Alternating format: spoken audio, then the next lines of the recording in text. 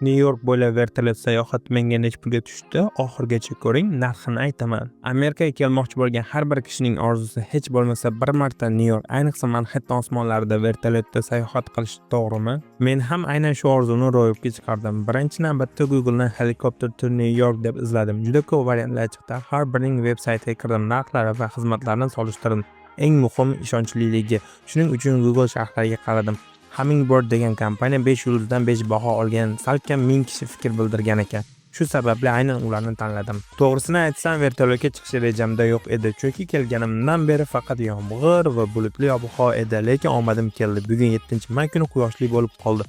Shu zahotiyoq sayohatga buyurtma berdim. Eslatma, uchishdan kamida 1 soat oldin ko'rsatilgan manzilda bo'lishingiz kerak. Aks holda pulingizga kuyasiz.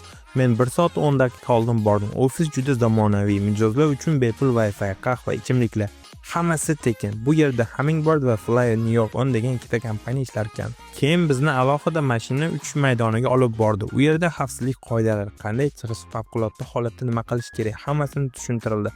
Va nihoyat vertolyotga o'tirdik.